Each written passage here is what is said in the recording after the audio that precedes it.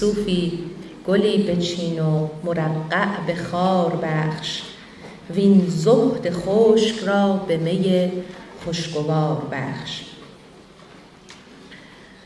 همون گونه‌ای که قبلا خدمتون عرض کردم، واژه صوفی گاهی در اشعار حافظ جنبه مثبت و گاهی منفی داره و ما از قرینه بیت متوجه میشیم که اینجا در اون وضعیت منفی خودش هست، چون داره صوفی رو نصیحت میکنه به این که به راه عشق بیاد و به راه راستی بیاد و از زهد خشک و ریاکارانه خودش دست بکشه.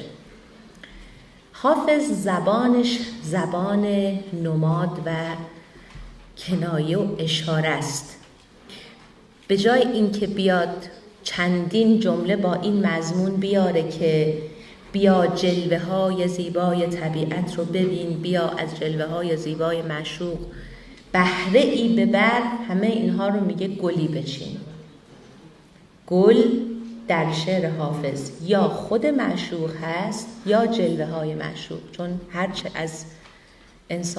هرچه از موجود شیرین سر بزنه شیرینه، هرچه از زیبا سر بزنه زیباست.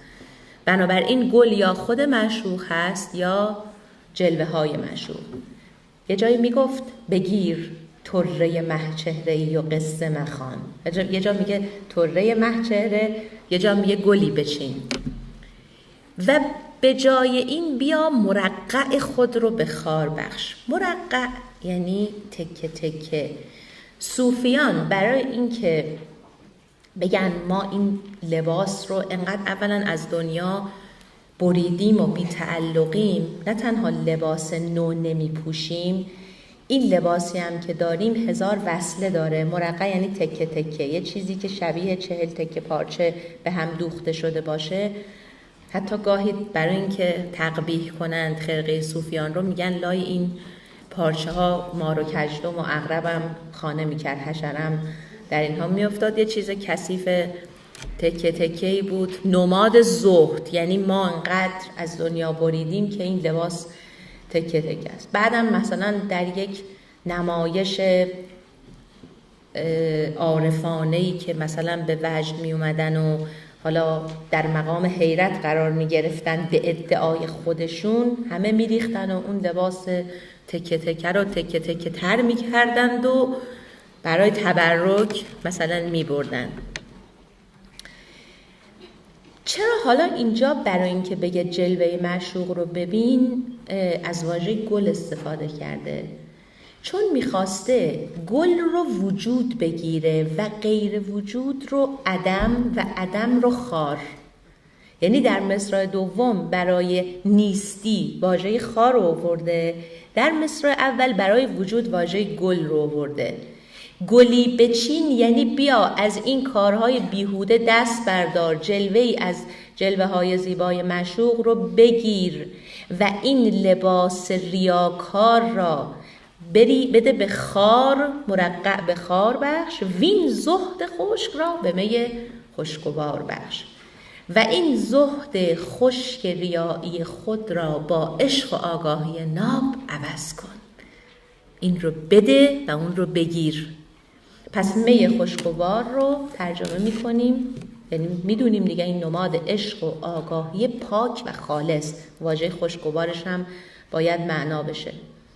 زهد خشک هم یعنی عبادت ریایی که یکی از شعرای سبک هندی، گمان میکنم کلیم کاشانی باشه، باید نگاه کنیم، مطمئن نیستم که شاعرش ایشون باشه، یه تصویر قشنگی میده از زهد ریایی. میگه انقدر زهد ریایی و عبادت ریاکارانه و بی محتوای برخی افراد ملالت بار هست که حتی مسجد داره از دستشون خمیازه میکشه و محراب رو تشبیه کرده به خمیازه مسجد. طاعت زهاد را می بود اگر کیفیتی، مهر میزد بر دهان خمیازه محراب را. چون محراب میتونه شبیه دهانی باشه که داره خمیازه میکشه. و البته حواسمون باشه این رو حافظی داره میگه که خودش قرآن به 14 روایت حفظه، یعنی با نماز خوندن اینا اصلا کاری نداره، با زهد ریایی، با عبادت بازرگانانه و ریاکارانه و تظاهر که واقعی نیست. خب یک بیت دیگری بنویسیم به عنوان شاهد مثال، چون مضمونش کاملا آشکار شد. ز زهد خشک ملولی بنوش باده ناب. ز زهد خشک ملولی بنوش باده ناب، که بوی باده دماغت مدام تر دارد. که بوی باده دماغت مدام تر دارد. اینجا باده باز عشق و آگاهی الهی. دماغ تر داشتن یعنی مغز را تازه و با تراوت نگاه داشتن، که اینجا هم توصیهش همینه. میگه اگر میبینی ملول شدی، دلزده شدی از عبادتهای خودت، به جای اون بیا عشق و آگاهی رو بگیر. و نکته‌ای که هم در مولانا هم در حافظ هست، بعضی از افراد با یک برداشت سطحی از این ابیات میگن که خب ببین حافظ و مولانا دارن عبادت ظاهری رو انکار میکنن. در بسیاری از اشعار دیگری مولانا و حافظ اشاره میکنند که این اطاعت و تسلیم اصلا بنیاد دینه، ولی میگن از یک جایی به بعد عارف نباید فقط به ظاهر عبادت بسنده بکنه، بلکه باید دنبال معنایی در اون باشه، دنبال احوالی در اون باشه و فقط به ظاهر عبادت نباید بسنده کنه.